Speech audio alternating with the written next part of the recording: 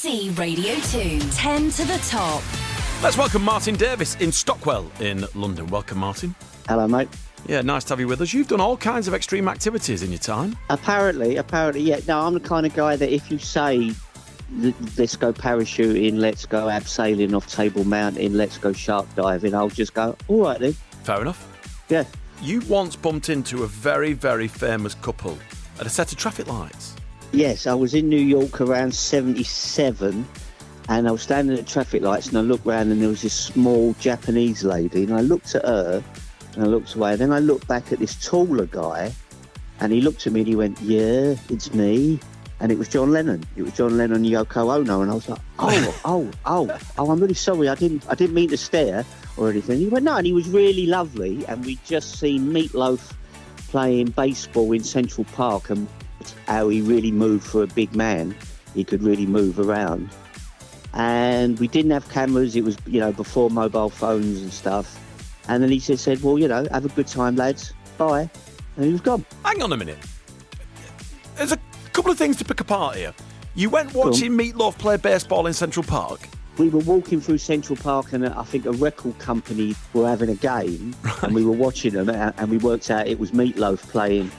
Now, John and Yoko weren't in the bleachers, were they, watching Meatloaf play baseball? No. He was just and it was later on we were walking off somewhere else, and we just turned around and saw him. Wow. And then we just chatted for a couple of minutes until the lights, light. And I think we actually made a point of not going where he was going. Right. We didn't want to be, do you know what I mean? Yeah, I do. We didn't want to be followed. If he went that way, I think we went somewhere else because we didn't want to be, You didn't want to be that guy. Yeah. So it was like, wow. How's your music knowledge then? Obviously, you can recognise John Lennon in the crowd. Yeah. I can play the 10 to the top all the time, and sometimes I've done everything from 3 to 23. Right. So, it all depends on the run of the questions, really. All right, Martin Davis in London. This is your run on 10 to the top. Good luck.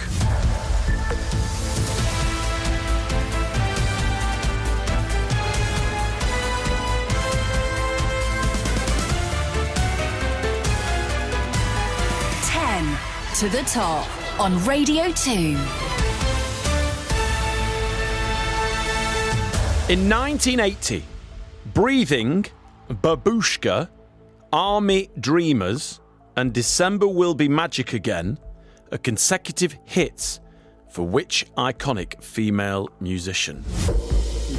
Kate Bush. It is Kate Bush. Gets you 1 point. For 2 points, Chelsea Dagger was the first and the biggest hit of the two top 10 entries during 2006 for which Glaswegian group?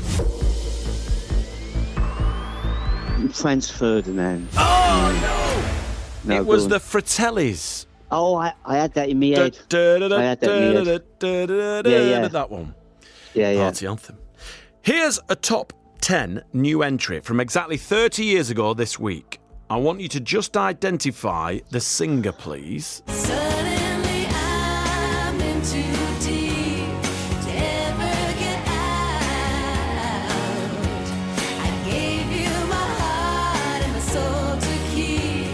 Don't give me your doubt. Belinda Carlisle. Yes. Whoa, well done, Martin. Well done, son. Well done, Martin. Right, for 2 points. Which band's 1991 album called We Can't Dance featured a 1992 single called I Can't Dance? Genesis? Yes, gives you 2 points. For 3 points, it was Genesis. Elkie Brooks was in the chart in 1982 with her version of Fool If You Think It's Over. But which musician from Middlesbrough wrote the track and had a hit with it first in 1978? Chris Rea. Yes, it was Chris Rea. Gets you 3 points. For 4 points, the 2022 song As It Was spent 10 weeks at number 1 for which ex-boy band superstar who's recently finished a run of concerts at Wembley Stadium? Robbie Williams. No, go on. Harry Styles. Oh, of course. Of course he was. Yes. All right, well, unfortunately, we missed out the 4 points there. This one's worth a point. We'll start a run again, and we've got your joker to play. The song Everything I Own spent 3 weeks at number 1 in 1974 for the reggae star Ken who? Ken Booth. It was Ken Booth, yes, for 2 points. As we mentioned earlier, it's Neil Tennant's birthday today. The Pet Shop Boys' follow-up to West End Girls was a single that's rarely played these days. Let's see if you can remember it. What's the title of this, please?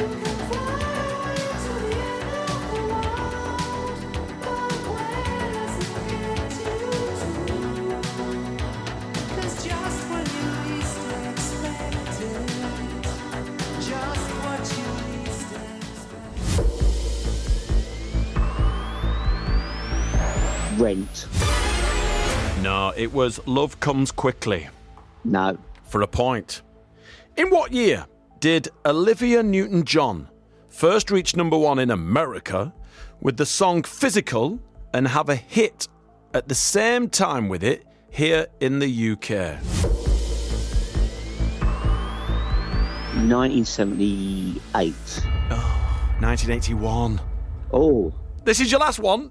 We're going to play your joker, so it's now worth 2.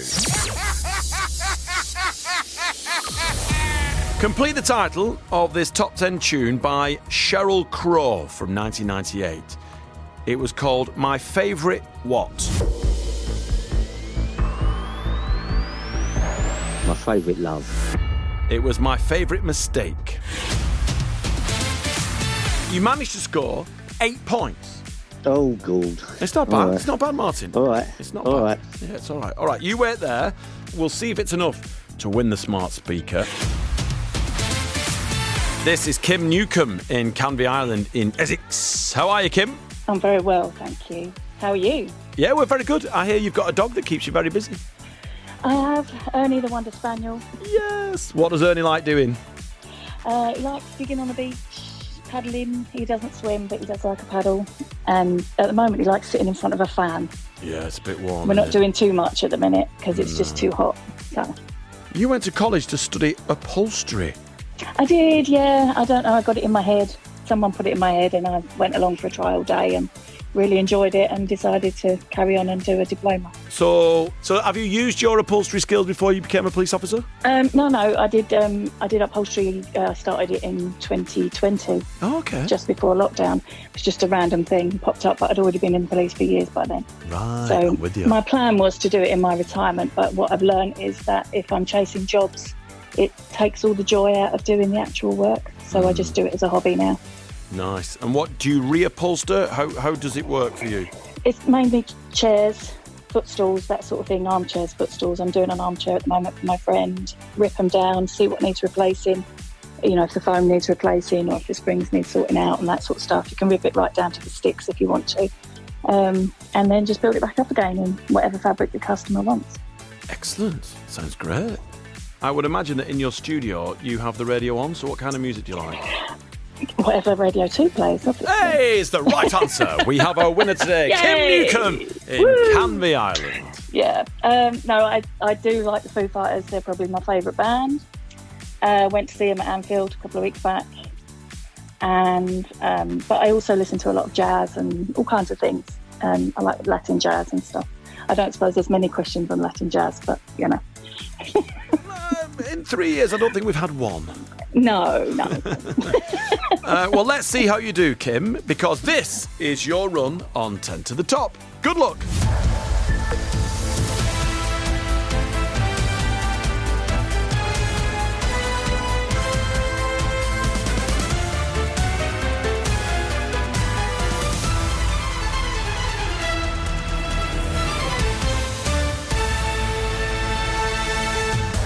So in February 1998, who was getting jiggy with it on his top 3 single?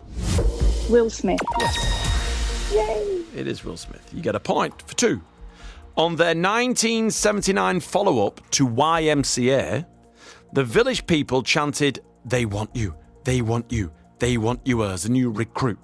But what was that song title, please?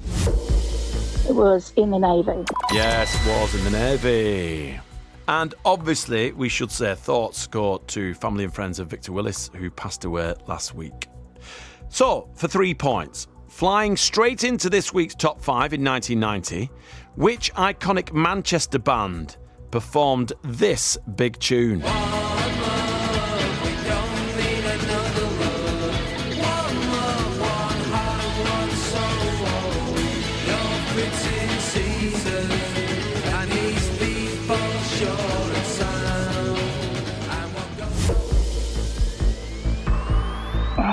Is it Shed 7? Oh, Oh, I had it as well. I can't remember what it was. no! As much as we love Shed 7, it's the Stone Roses. Oh, of course it is. Unlucky. Right, for a point. Name the group fronted by Buster Bloodvessel, who released the 1982 cover version of My Boy Lollipop, renamed as My Girl Lollipop. Bad Manners. It is Bad Manners for 2 points. Which female icon had a million-selling #1 in 1998, then released 3 follow-up hits in 1999 called Strong Enough, All or Nothing, and Dove et L'amour? Cher? Yes! Great guess. Well done, it was Cher for 3 points. Complete the title of this top 3 single from January 1983 by Wah. It was called The Story of what? Believing. It was The Story of the Blues. Ah. For a point. In 1980, Dog Eat Dog was a breakthrough hit for which group? Not a clue. ABC. Adam and the Ants. Ah. For a point, listen to this. After making his chart debut at the end of 1973 with the song The Show Must Go On, this top 10 climber from this week in 74 was his follow-up. But who is he, please? Well, I'm a one-man band.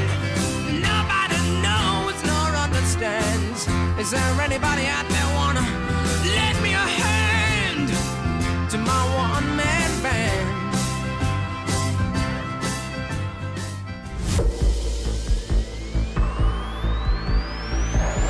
I don't know. Rod Stewart.